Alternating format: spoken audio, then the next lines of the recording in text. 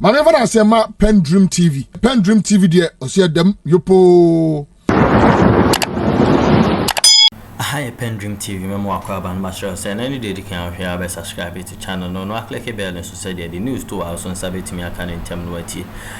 Honorable Okudzeto Ablakwa na sana 2023 no ebekwa we no Good Morning Ghana so H0T or county in Maj0r 5 scandals are where expose or aban eti akunya isi na no na video and saka na pese e boma oti etimi scandals ni mu drupa enya semketwa Cathedral scandals are where expose any Pastor Victor Kusia no issue dimi no edji aketua or Cathedral board and so any some other scandals bebra or expose on a timeline or Facebook ne Twitter na men kasa bebre me pese men saka video dey mebo na nyina yetie scandals anka Okudzeto anda na di anka obia enhu ewo Ghana ha na no nti o save Ghana sika bebre yanko na membo video no na ehwe ye tro so obehye video ya ma foforo so saka no akire wa dwen ewo comment section na se yanko hwe video the exposés that I put out, the 5 major exposés this year. 5 major. There was the National Cathedral, continuous exposés, the double identity issue, then the U.S. branch of the operations, Carrie Summers, keeping $6 million. And, you know, I went there to carry out oversight, parliamentary oversight, and look into those hidden operations, which hitherto was not known to us. Even board members didn't know that the different entity had been registered with, you know, different management. Then you recall that we put out a lot more documents on the level of inflationary pricing that had gone on, you know, just even designing restaurant cost us $5.7 million, you know, as a National Cathedral. So I'm glad that the House admitted my motion, debated it, and I'm sure on the National Cathedral. I'm sure that before we rise tonight, because what has been outstanding is our colleagues on the other side submitting their names for the probe to commence. So I'm sure in January we should see some activity there, a public inquiry into this whole, you know, National Cathedral conundrum. It's been really messy. Parliament has accepted to do an inquiry. Yes, an inquiry. Okay. Inquiry on it. A resolution supported by both sides. By both sides. There was no objection, and we had our side submitting the names of those who will serve on the committee, but your side asked for more time, which surprisingly has taken months. But I think that today, because the Speaker had ruled that today, before we rise, these outstanding matters will have to be concluded. Then you remember the big one on the kitchen scandal with West Blue. That was big. It's now playing out in the courts. I intend to meet them there as well. Really a huge amount of money, about 170 million cedis, which we will have lost but for the expose. So everybody has backed off now. I've been tracking, and there's been no letter any longer from the Ministry of Finance to GRA piling pressure on them to pay. But why did you describe something that didn't happen as a scandal? No, it is. The whole thing is. I mean, you see, you must understand that my philosophy in these exposés, one is not only to shed light on wrongdoing to protect the national interest, the public purse, but it is also preventive. Yeah. You know, for example, if you take SML, you know, I am pained that Parliament as an institution could not stop it or could not prevent it, you know, from happening. So there are a number of these scandals that I prefer that we prevent instead of allowing money to be wasted. For example, if you look at the Oslo expose I did, you know, a couple of years ago, thanks to that expose, the payment was stopped. If it had not been done, we would have made that payment. The payment had been authorized? Yes, it was about to, Parliament it had been authorized. Had been briefed. Yes. But the one that we're talking about, you yourself, you said that you stopped it. Yes. So why is it a scandal? Because I thought a scandal is something that has happened. No, a scandal is also what has been conceptualized, what has been cooked, what is being prepared. Remember that it's a process. Create, loot, and share. So when you create, that's when the scandal begins. The creation is a scandal. The creation is a scandal. Actually, that is the bigger part of the scandal. Yes, because these scandals begin from conceptualization. So it's the creation. Yes. So you stop the creation. Exactly. The ability to conceptualize it. Exactly. And try to put it in motion. Is the scandal. Is the scandal. Yeah. That's what it's Yeah, it's important to really encourage that kind of oversight, and national effort, so that we don't allow the horses. If we could have stopped all at the conceptual stage. Yes, we'll save a lot of money. We'll save a lot of money. Then you remember, you want to come in. You remember also you remember the Heaven scandal.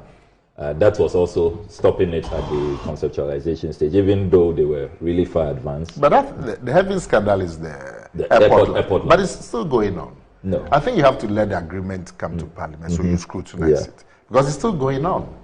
The relocations have been done when you go there. No, that's phase one. That's a different place. That's a different phase. Which are you talking about? This is with a company called Heaven Builders Limited. Yeah, isn't it the airport airport city extension project? But that's phase 2. That's a different phase, which had been given. This is the one with the Ghana Airport Company Limited. Yes, Ghana Airport Company Limited. Yeah. Involving which lands? Airport lands. Which ones? The airport city. So that's phase about 2. Yeah, about 63 acres. Yeah, that comes to former DVLA. Oh no, that's the DVLA one. That one is gone. Oh, so that's not what you're talking about. No, not that one. Which one is gone? What you're talking about is the one that they've done the swap. Yeah. That the company is going to build a place for the Ghana police around Kwabenya. Yes, the Ghana police was in that parcel of land, opposite DVLA. Yes. Ghana police. So that one is done. That is done. That's not. So that the Heaven going on. That's the Heaven one is a new creation. Where's the land? New creation. So about 63 acres. Where is it? It goes all the way to. I think it's part of the airport. Closer to the mall. It's on this side, on the left side. What you are talking about? Where the airport police. Yes. Where the airport police station is. Yes, all the way. Yeah, to getting to Polo. Yes, that's what the airport police station. Yes. The airport police station. That side. Yeah. There's some project. There's a big project going on. It's been going on for years. Randy, you've seen it. Which one is that? Right behind the airport police station. Oh, that's been a project that has stalled for. Is it the hotel, the Puma Hotel one? Yeah, as for that one is the Puma which has been done. Because that one turned into something else. Behind the airport police station. You know the airport police there station? are two different things. Pullman is on the same line. Puma is in airport city. No. Puma is on the same line. You know, from behind the airport police station. If you're heading towards Polo. Yes, on the left. On the left, yes. That's the Puma. That's the Puma. It's stopped for a while. Yes. After it was pulled down during President Rawlings' era, you've forgotten? No, that was some hotel, small hotel. That's a long time ago. Oh, Pullman is the one that they gave the exemption.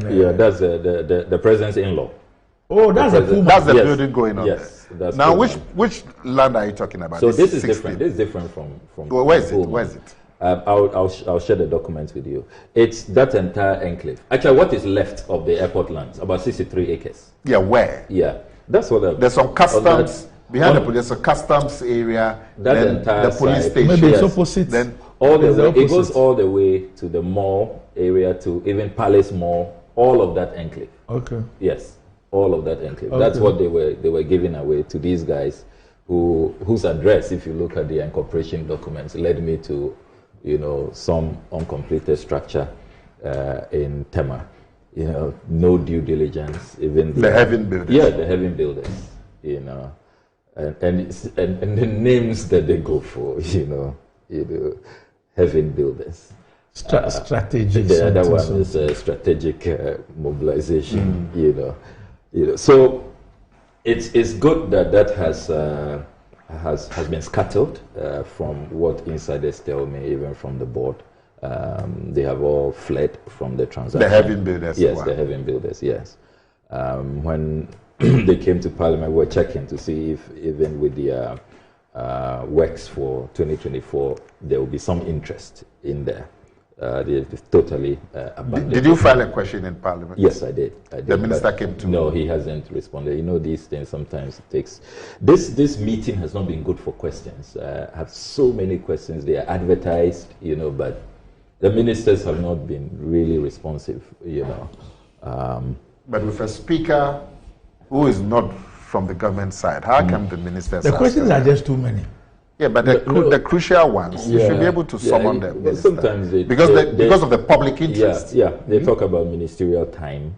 You know, what ministerial time? That you can't attend to Parliament. Busy in some places, even the Prime Minister is sitting in Parliament every day. Yeah. And we all complain about the Speaker and the majority from government side. So it hampers Parliament's ability. Yeah. But today that you have a hung Parliament, with a speaker who's not from the government side. I mean, these things should not be tolerated. Yeah, I agree with you, Nana. If there's a matter of big public interest, the minister should be summoned.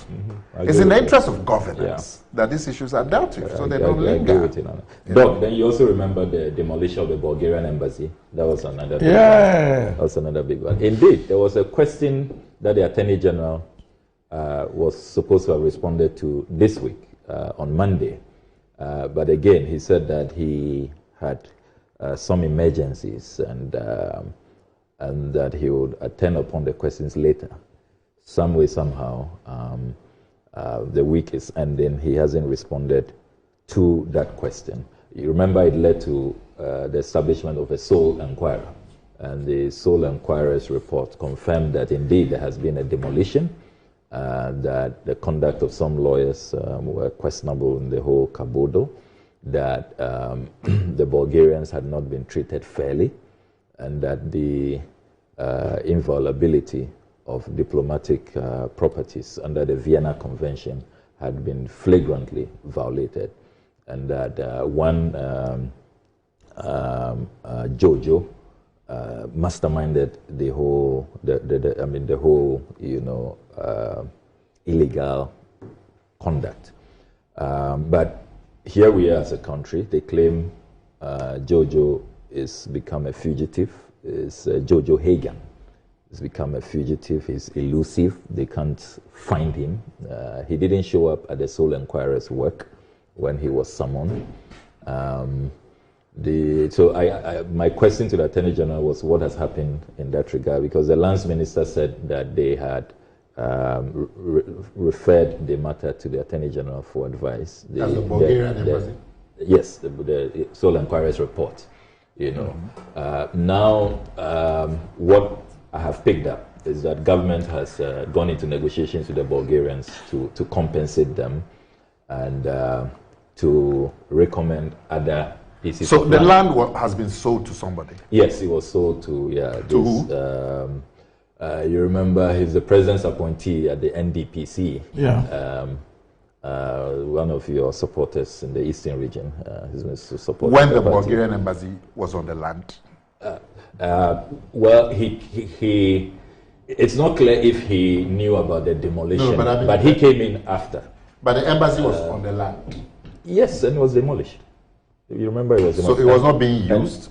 Yes, you know, it was being used, but on a lower scale. They had reduced their presence in the sub-region. But they had their stuff. But they had, yes. So they had their wall. Yes, so one of the negotiations going on, they are asking for all their diplomatic documents. So the latest, according to the Foreign Minister at the Foreign Affairs Committee, is that they have brought in the Archives Department to see if they can help them with copies. There was also a Mercedes-Benz that was damaged during the demolition, which also has to be compensated. And you see, I get worried about all of this recklessness. You remember there was another one at the Nigerian High Commission, which Ghana had to then spend money, apart from the fact that it almost created a diplomatic row. Actually did. We were almost on the verge of conflict. They almost drove out our diplomats. The president had to call his brother, Buhari at the time, to apologize to him. We've had to spend so much money, in excess of 15 million cedis, to restore those properties for the Nigerians. Nobody has been held responsible. It appears that that's the same thing going to happen in this Bulgarian matter as well. Nobody is going to be held responsible. Nobody is going to be prosecuted. Nobody is going to be accounted. But have you identified the person who? Yes. Who is that? Yes, Jojo Hagan. One Jojo Hagan. Who's he? It's supposed to be a private businbusinessman he sold the land. Who is now on the run. Masterminded the demolition, then sold it to this gentleman individual whose name I don't remember. Was he working at Lands Commission? No, NDPC. But the Lands Commission too was indicted that they didn't conduct themselves because they should have known that they don't have title. That land could not have been sold, that it belongs to the Bulgarians. So they shouldn't have perfected the title. I remember that in the Sole Enquirer's report, the Lands Commission was also indicted. So those are some of the major issues that we were working on, including, if you recall, the unconscionable Bank of Ghana building and all the matters that happened at the PPA and then the Central Tender Review Committee. The governor says that the inflation that went to 50-something was a blip. Yeah, I mean, I said this governor, yeah. This thing is, the president and recently the president gave another clearing agent job. Gave him a clean bill of health. Was he accused of some wrongdoing? But I'm glad that, yes, there's a lot of wrongdoing. If you read the documents that I put out from the PP and the He had stolen some money? The Central Tender. No, I mean, what was approved, they went way beyond. This is a project that should not have gone beyond. Which one? The Bank of Ghana head office. Oh, okay, the head office. Which ballooned, started below. But have you called him to Parliament to come and justify anything? You remember, before the OSP is investigating. We petitioned the OSP. The OSP is investigating the governor of the Bank of Ghana? Yes. On the building? On the building, yes. I even have a date with the OSP. I told them to give me some little time. They were calling me in the midst of the floods, which I was... Why don't you summon the governor to Parliament to answer? You remember the last time we tried to summon him on the financial sector claim? He got his lawyers to write to Parliament that he is independent. He is not answerable to Parliament. No. That is why I am glad that one of the IMF conditionalities is a review of the Bank of Ghana law, because the IMF is saying that they've become an octopus so powerful, so imperial, and that they are not, answerable to anybody, and they've been on a frolic of their own for a long time. So I'm glad that they are drafting now amendments to the Bank of Ghana. But it's a bit strange. Yeah. No, they got their lawyers. You remember, Doc? It was listen, Benji H0T and listen. And it's a bit. I find it strange that you people in Parliament allowed it to go, if that's what came from the bank. Well, there was quite some fights and kicking, but anybody or any institution in this country that subsists on public funds comes under the purview of Parliament.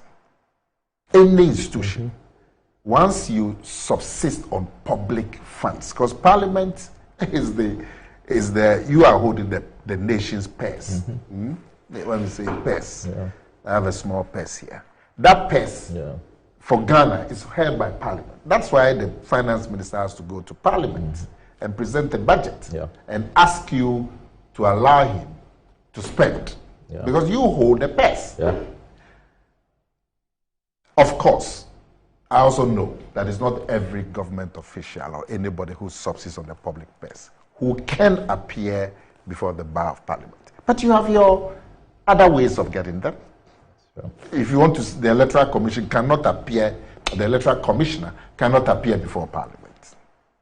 But if you want the Electoral Commissioner, you have other ways of getting them. So I'm surprised that on these matters that you believe are big public interest, No, it's you good. get fobbed off by the lawyers. I mean, see how he even treated us when we went to present the petition after he called us hooligans. You're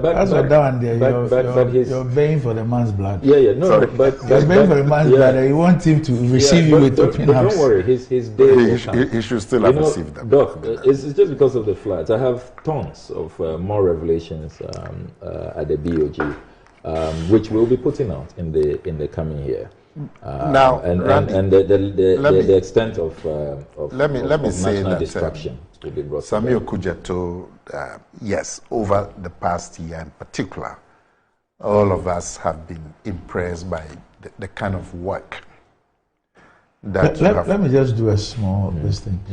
The governor's refusal to appear, did he have to do with the financial sector cleanup? Yes, if my memory serves me right. Okay. Yeah, if my memory serves me right. He got his lawyers to write to. It says that. He sent you a message? No, this is a report on the issue. Governor Addison explains why BOG declined Parliament's invitation. And it says Governor Bank of Ghana, Dr. Ernest Addison, has provided a detailed response to the reason the central bank would not be appearing before a parliamentary committee to answer a petition by some shareholders of the defunct UT Bank and Unibank. According to him, one of the major reasons is to allow the legal proceedings to flow smoothly, since some of the shareholders have already slowed the process with many countersuits. Speaking at the Ghana Chamber of Commerce and Industries Business Forum, Dr. Addison said, quote, running to Parliament to seek redress for the revocation of an institution's license is not one of the processes laid down under the law for those who feel aggrieved by a license revocation by the Bank of Ghana.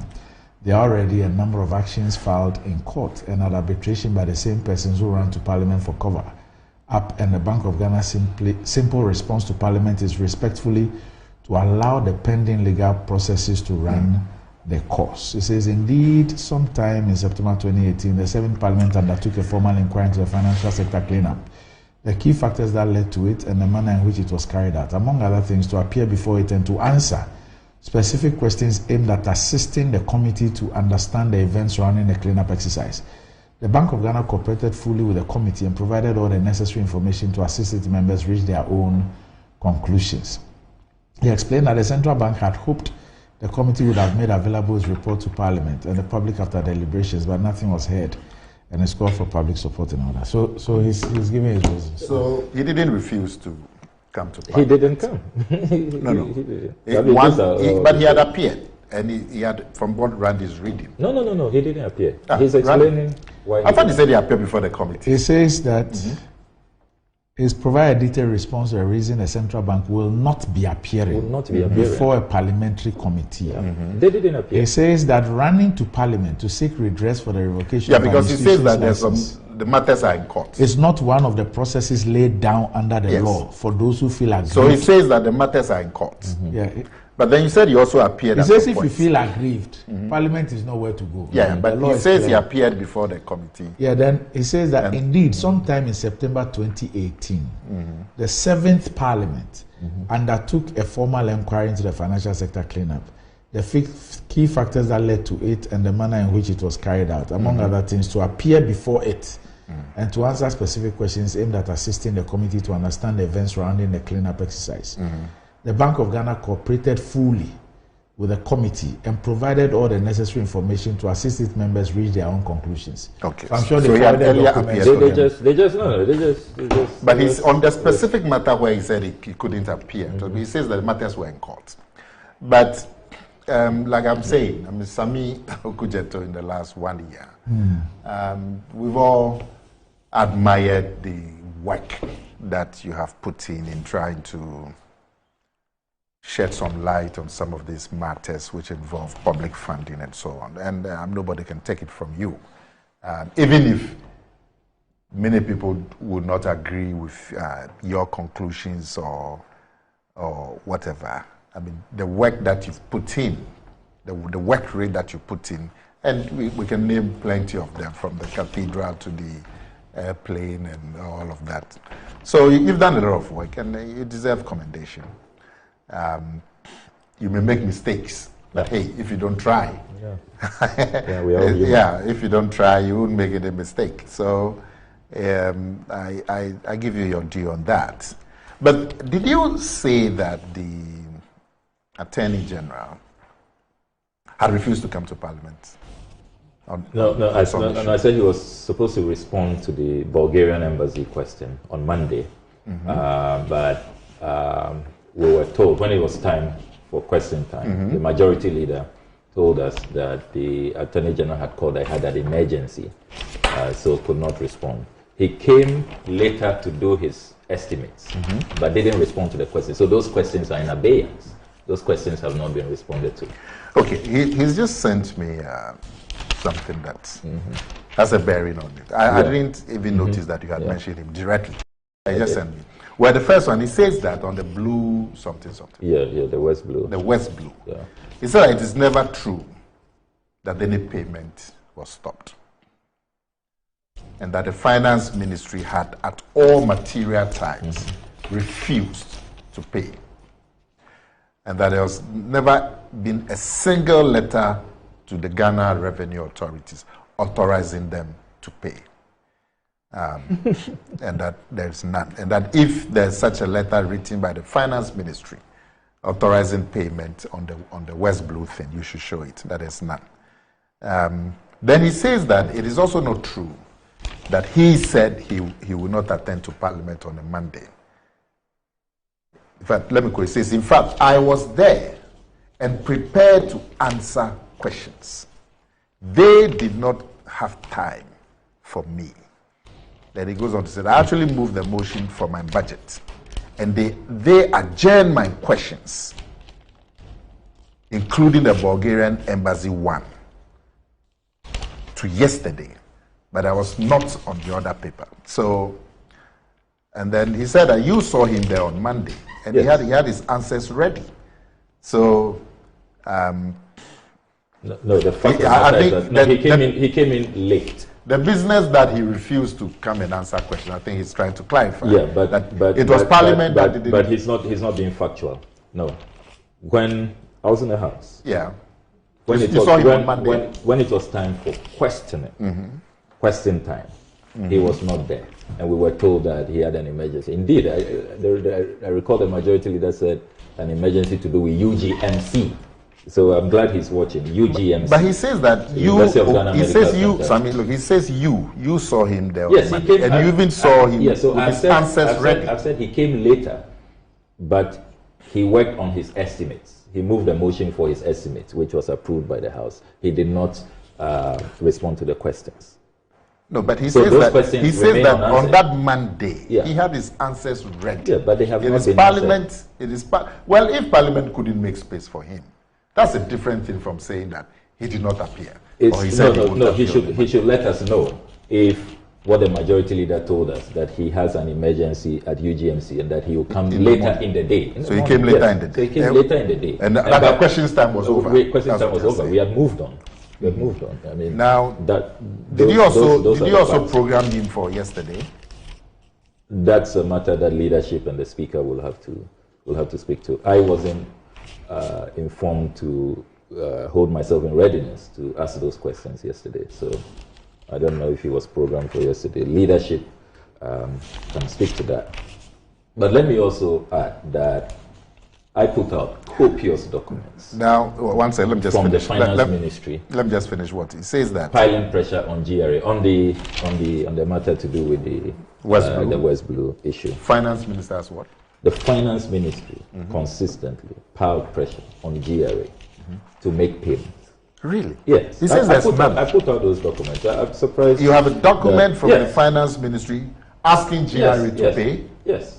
I put those documents. Really? I'll share them. You have them on your phone? I mean, viewers, no Ghanaians saw them. You have them on your phone? It's on my social media handles. No, because the Attorney General is categorically denying. He says that, and let me quote him again.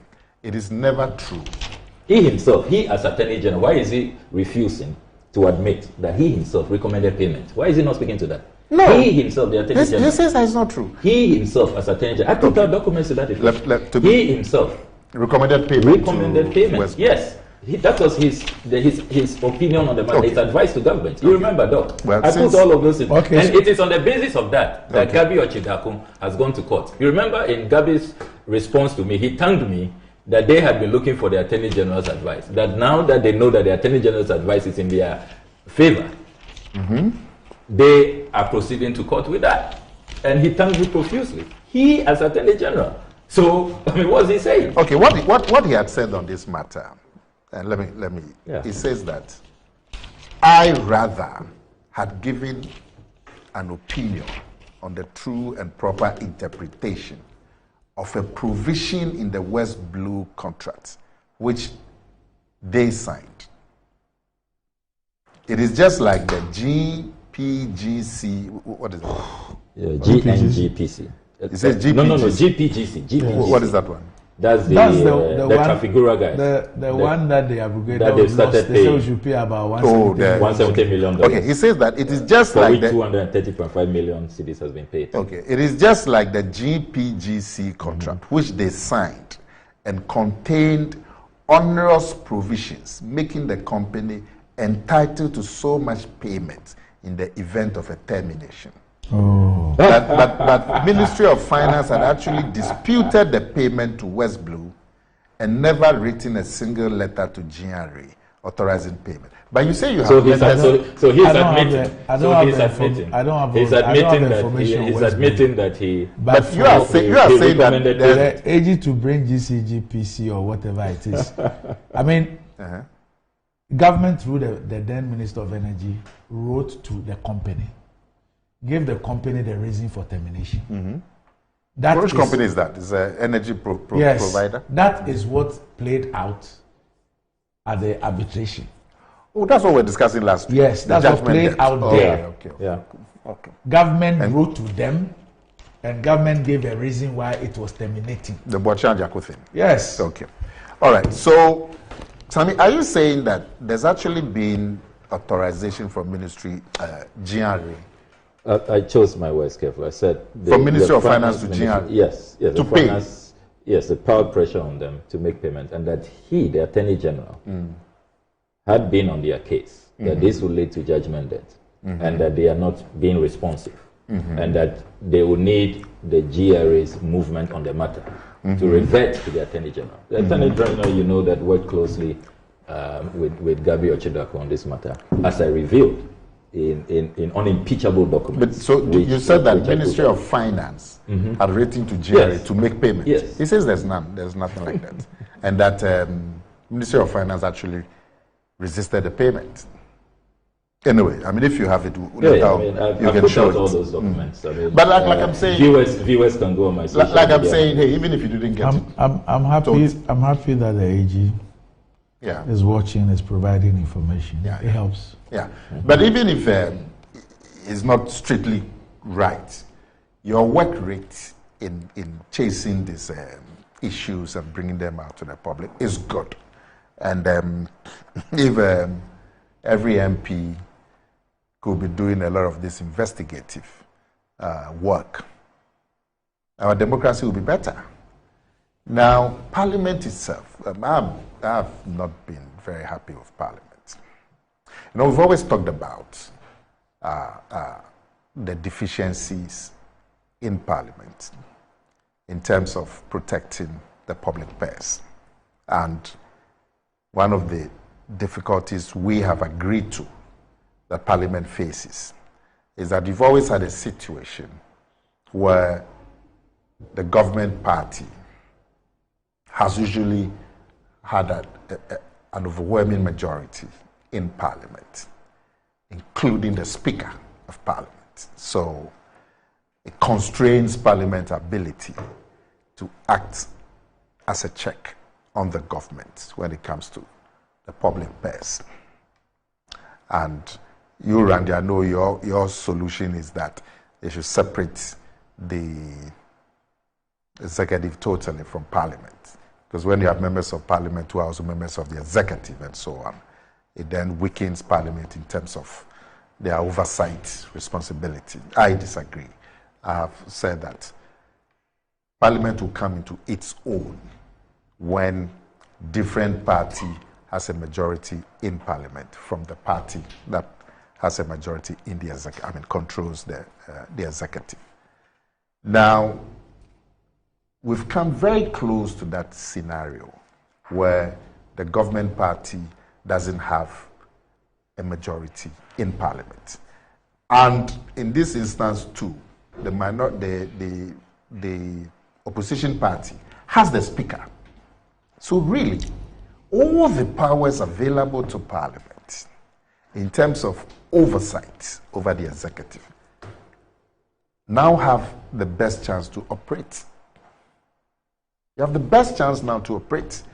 Parliament, by its constitutional powers, can summon any official who subsists on the public purse. Let's say a private company. But once you subsist, you are being paid with public funds, and your activities are being funded by public funds, and your buildings that you operate in are public buildings. You come under the purview of the purse. You may not be able to appear before the bar of Parliament. It's only ministers who can. But you can appear, you can be summoned before a committee. You can even be summoned to a closed session of Parliament. And this business of public officials writing to Parliament to tell them, I don't agree, I will not come, or there's some court action and so on. They may even have genuine reasons, but they have to go and make that argument in Parliament, on the floor. So if you summoned me to come to talk about something about public transport and all of that, and I believe there are genuine reasons why I should not be summoned, I should be somebody else, I can't write to you. You have to go to Parliament and argue it out. So, you, ladies and gentlemen, they should be looking at this and accept the power of Parliament. This is the best chance that you have. You have a hung Parliament, so the government party hasn't got a majority. And you have the Speaker, who embodies the power of Parliament. He's number 2 or something. He's promoted himself to number 2 the last time I heard. So really, I'm not too happy with the performance of Parliament. Maj0r Okudzeto himself has played a role in this business. There was one particular matter involving the public accounts where he thought there was some ill dealings going on. And Appointments committee. He just quietly came and sat here and said he won't go to the committee again. And you shielded him.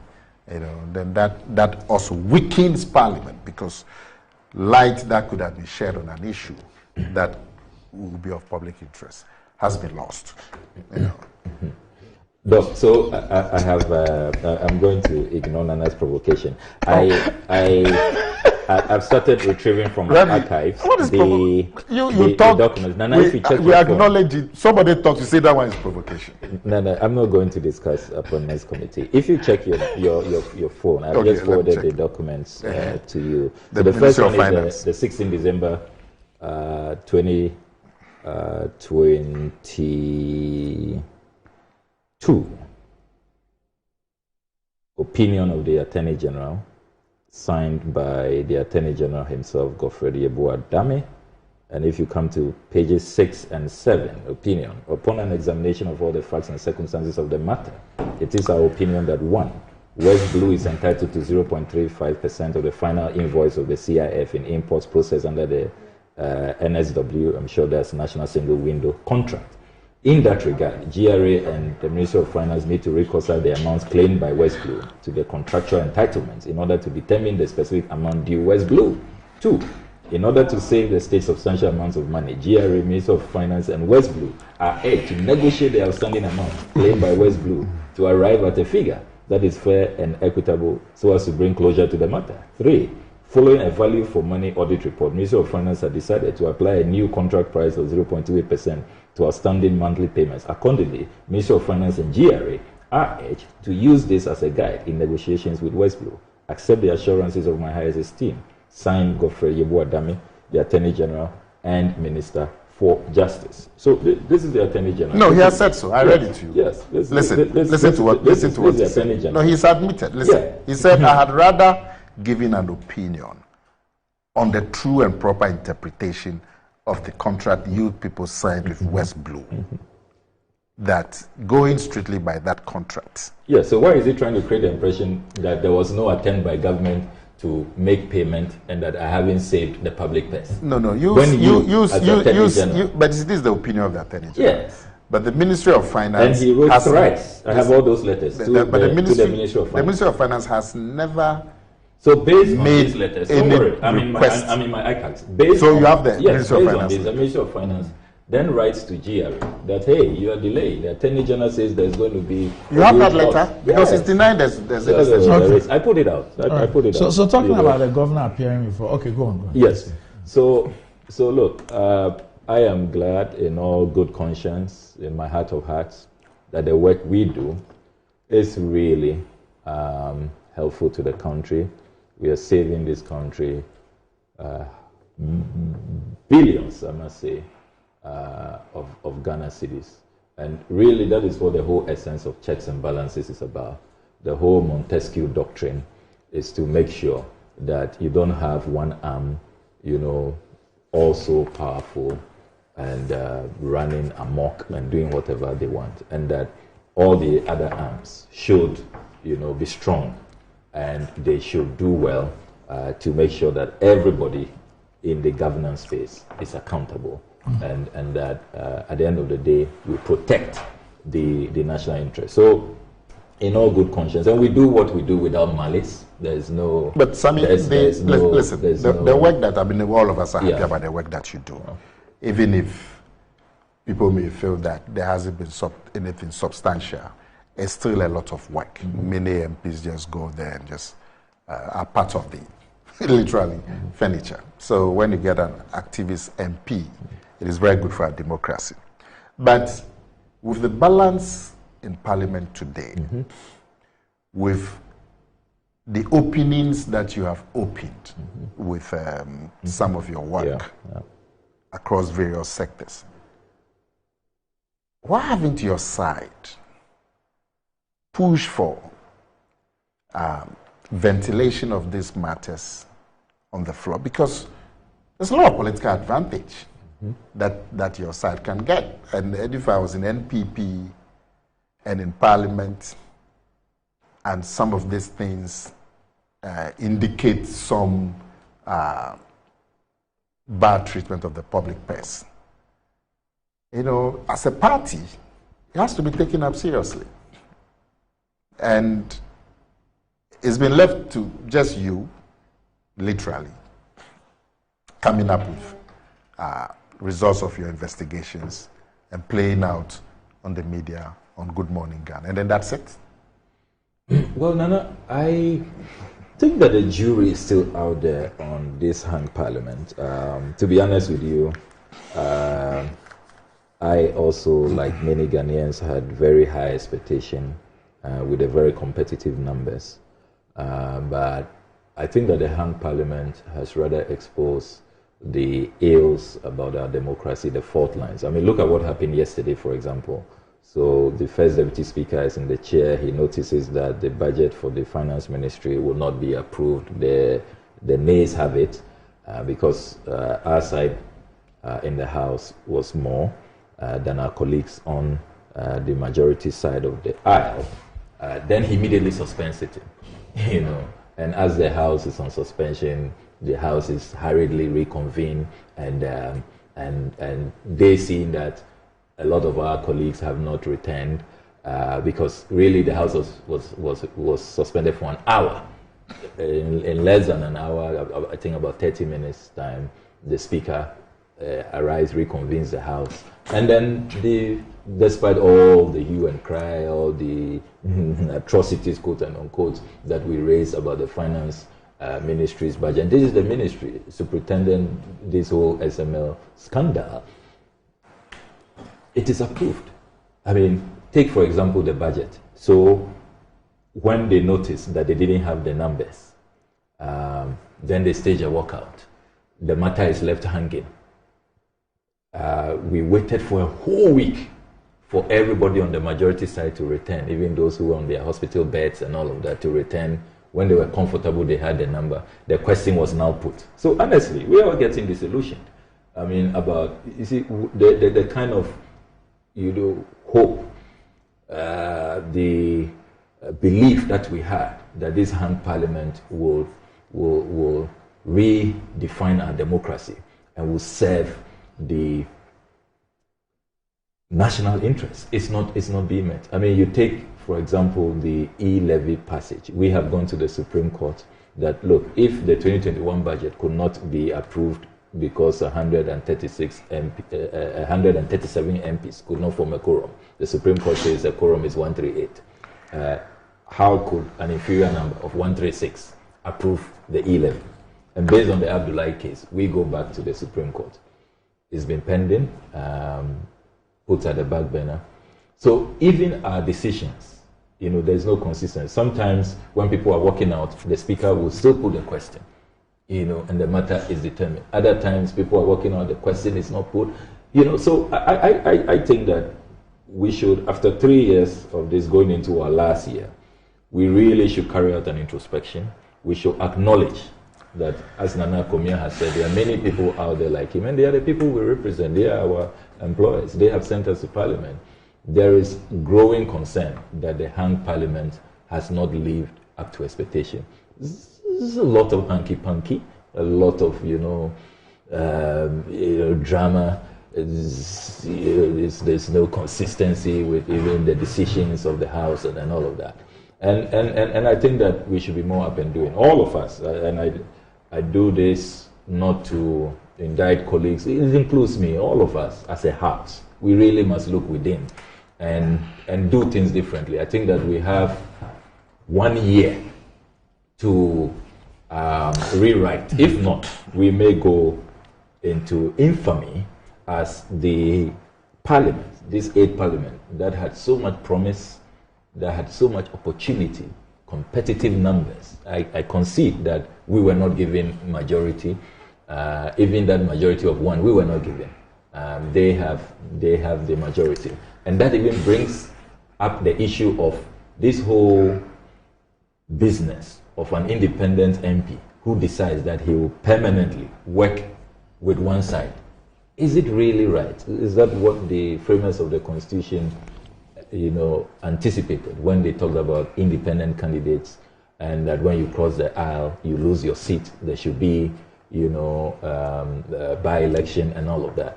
I think that somebody should even be testing that at the Supreme Court. I've considered it seriously. I don't mind on a case-by-case basis, but you come in as an independent candidate, and then you decide that permanently you are just going to work with one side. I recall that Samia didn't do that. She really maintained her independence, and on a case-by-case basis, depending on what was at stake. She even raised the issue with how it is structured. Yeah. Where you would have to sit either to this side or that side. It is not structured in such a way that even the sitting arrangement will reflect your independence. But listen, she really wanted to accept independence. And I think that I have enormous respect for the Senate Deputy Speaker, but he also lost an opportunity to really make history and be, who told you that he was interested in making that history? The person who will have really shaped. Have you taken the chances to make history? Now, the rules of parliament. Let's take a break.